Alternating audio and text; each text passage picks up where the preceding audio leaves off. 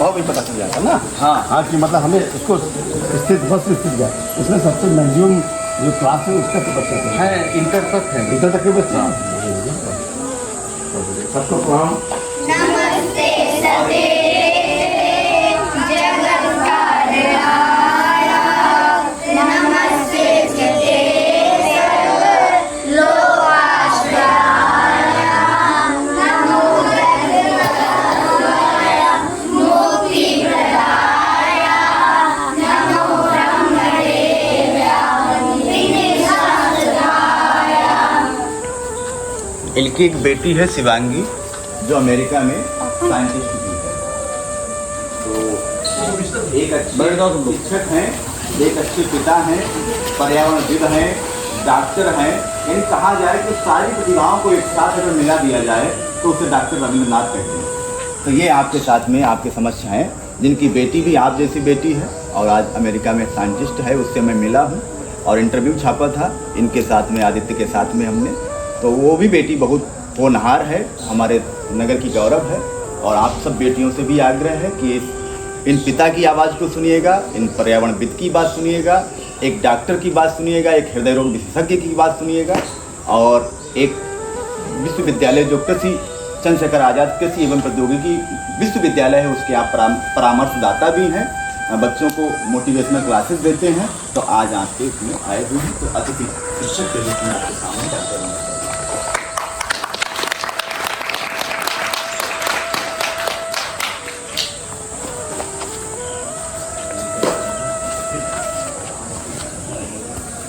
सभी बच्चों को मेरा प्रणाम। और हमारे भारतवर्ष की जो मूल है, जिसका कहते हैं आधार संस्कृत, उससे आप लोग जुड़े हैं और उसकी तरफ प्रयासरत है। तो बहुत अच्छा विषय है। इंटरमीडिएट में कौन बच्चा पढ़ता है? इंटरमीडिएट में पढ़ने वाला बच्चा कोई है? इंटर या इंटर 2, इंटर 1, फर्स्ट ईयर में? आप किस क्लास में? हाँ, आप किस क्लास में? इंटर। क्या नाम पढ़ेगा? क्या नाम है? हाँ, आप? अच्छा, आप आयुष जी, आप ये बताइए, 3 चीजें हैं आपने, संस्कृत, संस्कृति, इन दोनों में क्या फर्क है आयुष? संस्कृत और संस्कृति, इन दोनों में विभेद क्या है? अच्छा, कोई बात नहीं, आप बताइए, आपको कुछ आइडिया है? संस्कृत कहते हैं हम लोग, संस्कृत, और संस्कृति भी कहते हैं कभी कभी। संस्कृत हमारी भाषा है। हाँ। और संस्कृति हमारे विचार और बहुत अच्छा चिंतन है। क्या नाम है आपका? अच्छा, तिवारी जी के लिए आप लोग देखिए कितना बढ़िया उन्होंने अपने विचार प्रस्तुत किए। सही बता रहे हैं बिल्कुल। संस्कृत ये जो है हमारी एक भाषा, मूल भाषा, वैचारिक भाषा है, जिससे हम भाव व्यक्त करते हैं, अपने विचारों का आदान प्रदान करते हैं और अपने को व्यक्त करते हैं दूसरे के साथ।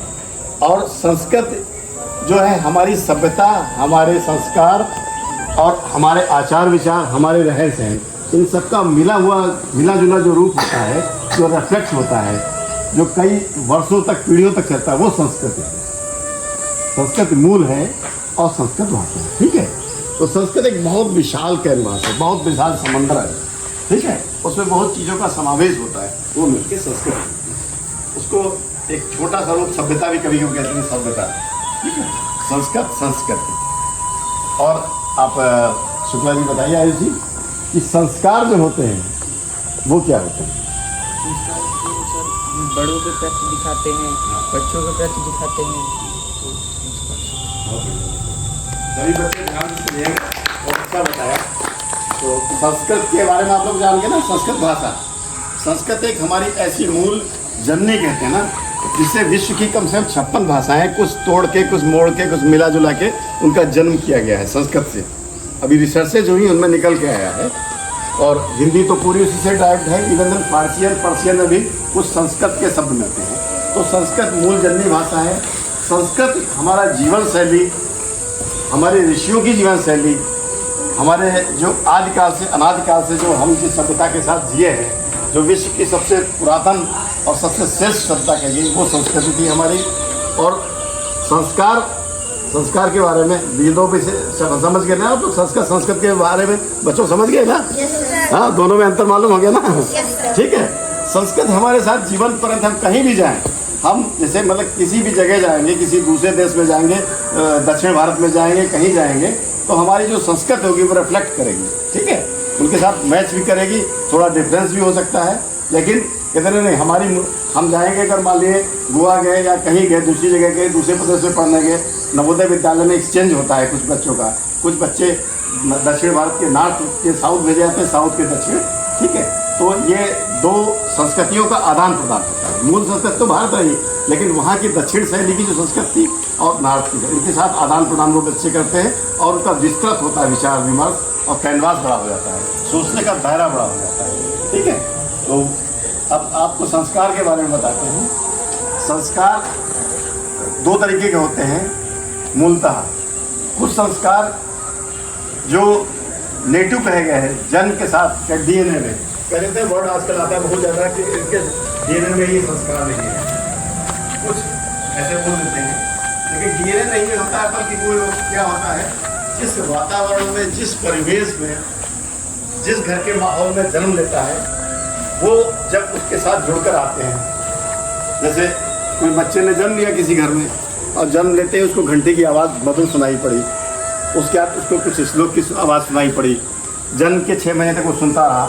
अब वो क्या हुआ, उसको वो उस पर हंसेगा, खिलखिलाएगा, अच्छा लगेगा, मुस्कराएगा भी, तो वो धीरे धीरे उसके संस्कार बन जाएंगे। तो उसको सुबह सुबह घंटे की आवाज़ भी अच्छी लगेगी, तो श्लोक का पाठ भी अच्छा लगेगा, घर में एक मधुर वादन होगा उससे उस बच्चे का। तो ये जन्म के साथ जो जुड़ते हैं, डीएनए नहीं बल्कि जन्म के साथ जो, या गर्भ के साथ जो चीज़ें होती हैं, जैसे अभिमन्यु ने अपने गर्भ में चक्रव्यूह का तोड़ना सीखा, तो ये डीएनए के संस्कार बोलते हैं।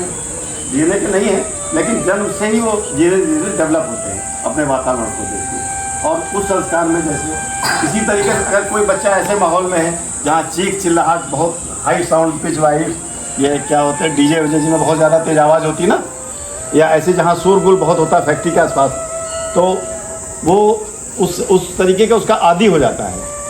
लेकिन उसका जो भाव है वो हमेशा उद्विग्न बना रहेगा। जहाँ पर इस बच्चे का भाव शांत होगा, जो ऐसे वातावरण में जन्म लिया है, उस बच्चे का भाव जो हाई पिच वाइज कोलाहल वाले वातावरण में, या महानगरों के शोर वाली ज़िंदगी में, या रेलवे ट्रैक के किनारे वाले आवाज़ में जन्म लेगा, उसमें इसमें बहुत अंतर होगा। वो शांत, स्थिर चित्त, स्थिर बुद्धि और बिल्कुल कहते हैं ना ऐसे स्वभाव का होगा, बिल्कुल शांत स्वभाव का होगा। और वहीं पर उस वातावरण में जो पला हुआ बच्चा है, जन्म से लेकर 5 साल, 6 साल, 7 साल तक, या कहीं ऐसे माहौल में जहाँ चीख चिल्लाहट, जैसे अभी बहुत सारे बच्चे जहाँ झगड़ा हो रहा है इजराइल वगैरह फिलिस्तीन, उन माहौल में जन्म ले रहे हैं, तो जन्म लेते ही उनके हार्मोन्स डिस्टर्ब हैं, उनको नींद नहीं आती, इंसानिया के शिकार होते हैं, बहुत सी बीमारियाँ जन्मजात हैं। तो नेटिव संस्कार ये जो आते हैं जन्म के साथ, इसीलिए कहते हैं कि ऐसे घर में जन्म लेना, तो कहते ना प्रभु श्री राम, ऐसे घर में जन्म लेना जहाँ शांत हो, जहाँ वेदों का पाठ हो, ऋचाओं का पाठ हो रहा हो, जहाँ वेदों का अध्ययन हो रहा है, जहाँ पर सभी लोग प्रेम से एक दूसरे से बोलते हैं, तो नेटिव संस्कार है। और ये भाग्यवश कहते ना रास्ते जाते हैं, कभी कभी प्रारब्धवश भी मिलते हैं, और कभी कभी अपने कर्मों के फलस्वरूप भी मिलते हैं, या हम जहाँ पर जन्म लिया वो मिलते हैं। उसके बाद हमें डेवलप करने पड़ते हैं, जो 5 साल के बाद या 2 साल 3 साल के बाद जो एक समझने की उम्र कही गई है मेडिकली ये कहा गया है कि हमें 3 साल से लेकर 4 साल से पहले की बातें याद नहीं रहती।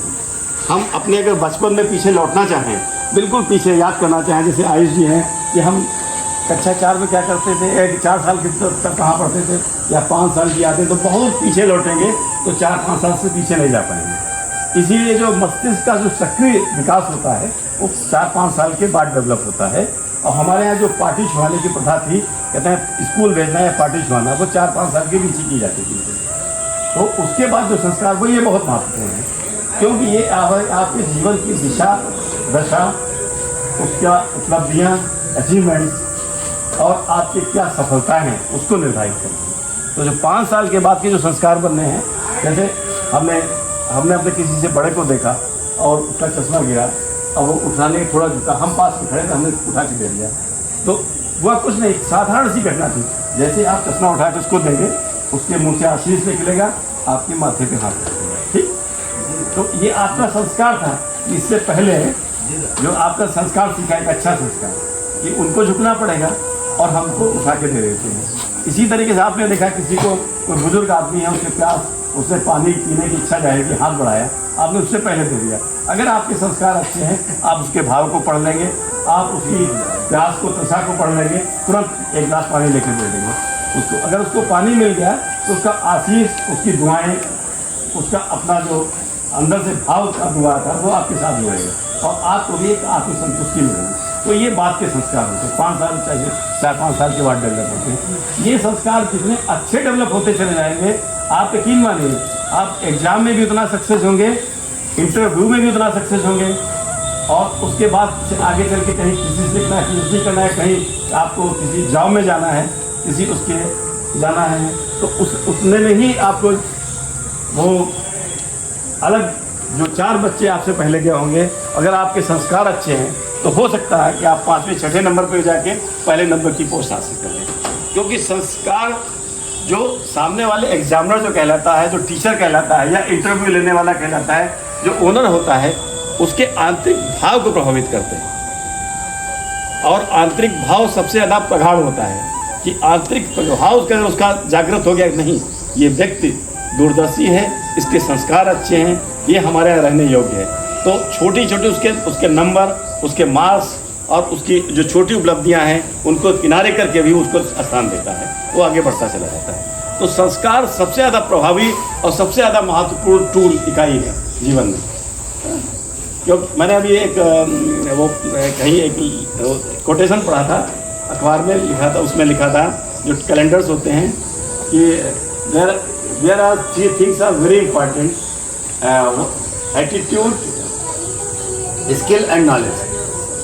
If one have a clear concept and a combination of 3 things, attitude, फिर skill, फिर knowledge, तो मेरे दिमाग में एक चीज़ आई कि ये knowledge को नंबर 3 पे क्यों रखा? knowledge को तो पहले रखना चाहिए। फिर मैंने उसको एनालिसिस किया, अपने ढंग से विश्लेषण किया, पहले नंबर पे एटीट्यूड रखा, नंबर 2 पे स्किल रखा, नंबर 3 पे नॉलेज रखा। कि that person can survive in the world anywhere successfully, ये लिखा हुआ था। तो एटीट्यूड जो है वो हिंदी में उसको बेटा प्रवृत्ति कहते हैं। प्रवृत्ति क्या है?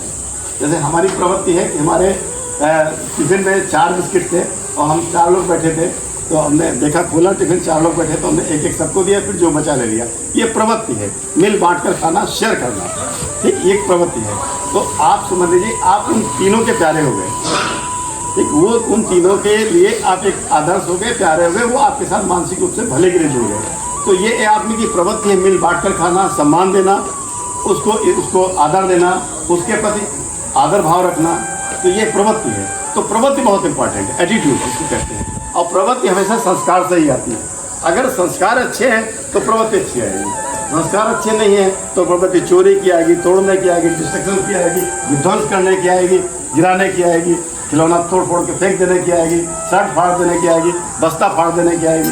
तो अगर संस्कार अच्छे नहीं तो प्रवृत्ति बदल जाएगी। तो उसमें बहुत अच्छा मुझे उन तीनों शब्दों का मतलब मैंने अपने हिसाब से सोचा। वास्तव में पहले सोचा गलत लिखा है, फिर जब मैंने उसको गहनता से विश्लेषण किया तो मुझे लगा सही लिखा। प्रवृत्ति पहली चीज़ है, एटीट्यूड, देन स्किल। स्किल का मतलब है जो हम सीखते हैं, जो जानते हैं, जो ग्रहण करते हैं, क्योंकि स्किल परमानेंट होती है, नॉलेज परमानेंट नहीं होती। हमने आज याद किया, हो सकता है 4 साल बाद क्वेश्चन भूल जाए आंसर, हो सकता है आज हम जिस चीज़ को पढ़ें पूरे ढंग से, हमने 90% 96% मार्क्स लाने के लिए पढ़ा है, 6 साल बाद हो सकता है उसमें 50% डिलीट हो जाएगा, नहीं याद रहेगा। आगे तक बहुत बार नहीं याद रहता है कि अरे या तो अच्छा 7-8 में पढ़ा था तो मुझे याद नहीं बचा। लेकिन स्किल क्या है, वो परमानेंट हो जाएगा। अगर हमने कोई स्किल सीखी, जैसे शास्त्री जी आपको अभी श्लोक पढ़ने की, वाचन करने की और सब संस्कारों के साथ रहने की, बैठने की, हाँ पद्मासन में बैठने की, बहुत सी चीज़ें संस्कार स्किल में सिखाएंगे, तो स्किल में आती है। स्किल एक ब्रेन में फैकल्टी होती है, हाइंड ब्रेन में, उसका परमानेंट हिस्सा बन जाती है। स्किल आप जिंदगी में, अगर स्किल मतलब जैसे साइकिल चलाना आपने सीखा, तो कभी भी यहाँ से लेकर degree college, inter college, PhD का यूनिवर्सिटी, बाहर कहीं भी जाएँ, आप भूलेंगे नहीं। भले धीरे धीरे चलाएं लेकिन चला जरूर लेंगे। वो हो गया skill. Skill once you have learn never can be forgotten. तो attitude, skill, then knowledge. Knowledge number 3 पे आ गई। नॉलेज सप्लीमेंट्री हो गई। तो नॉलेज को सप्लीमेंट्री लेवल पे रखा। तो पहले तो मैं भी खड़बड़ा गया था लेकिन मैंने जब उसको अपनी गहनता से विश्लेषण किया तो मैंने कहा नहीं, दिस इज राइट, किसी बहुत बड़े विद्वान ने लिखा है, तो ये चीज़ है। तो अगर हमारे संस्कृत संस्कार, मैं बहुत ज़्यादा तो नहीं बोल गया हूँ, तो बच्चे बोल रहे हैं। तो ठीक है, तो आप लोग सबसे पहले अपना एटीट्यूड, ठीक है, जीवन में एटीट्यूड को सुधारें। एटीट्यूड के लिए संस्कृत की आवश्यकता है। संस्कृत ऐसी मूल भाषा है बच्चों, मैं कभी भी सोचता था कि यार मैं इंटरमीडिएट तक संस्कृत मैंने पढ़ी तो मैं सोचा इसका कोई उपयोग नहीं, बेकार, ऐसे कुछ समझ नहीं आता। उसके बाद मैं इधर 10-12 सालों से कुछ शब्दों का मैंने विश्लेषण सीखा, समझ कि यार इसका मतलब क्या क्या है। जैसे एक शब्द है उपवास, जब संस्कृत में एक धातु होती है उप और दूसरी धातु, दो धातुओं से मिलकर बना है। जब हमने धातुओं का जोड़ के निकाला तो हमें मतलब अपने आप समझ में आएगा, मतलब समीप बैठना, किसी के समीप पूरी गहनता से उसके पास बैठना, इसको उपवास कहते हैं। ऐसे ही पूजा धातु है, दो धातुओं से बना है, पुनः पुनः जपना, दोनों को विच्छेद कर दें। अगर आपकी संस्कृत बहुत अच्छी है तो आप समझिए 99% शब्दों का विश्लेषण करके उनका अर्थ, उनका मर्म, उनका भाव और उनकी व्याकरणीय भाषा सब निकाल सकते हैं। तो संस्कृत जितनी स्ट्रांग होगी, आपका भाषा पे कमांड उतना अच्छा बढ़ेगा और आप हर चीज़ के विश्लेषण करने में सक्षम होंगे। आपको रटना नहीं पड़ेगा। अगर संस्कृत बहुत अच्छी है तो रटना बिल्कुल छोड़ देंगे आप तुरंत खुद जान जाएंगे इसमें 3 धातुएं हैं, 2 प्रत्यय हैं, एक प्रत्यय लगा हुआ है, एक क्या क्रिया है, क्या है, सब अपने आप निकल के आएगा, क्योंकि उसी से सब जन्म लिए हैं बस। तो ये बहुत अच्छा शिविर है। मैं तो चाहूँगा कि सारे छोटे बच्चे, बड़े बच्चे, ठीक है, एटीट्यूड मतलब प्रवृत्ति, ठीक, स्किल मतलब सीखना, जितना जाने सीखे पूछें, ठीक, जितना अच्छा रहेगा। और नॉलेज को नंबर 3 पे है। नॉलेज कोई बहुत ज़्यादा फर्स्ट इंपॉर्टेंट चीज़ नहीं है, रटने से भी आ सकती, पढ़ने से भी आती, बाद में भी आती, लेकिन ये 2 चीज़ें हैं तो नॉलेज तो अपने आप आती चली जाएगी। धन्यवाद।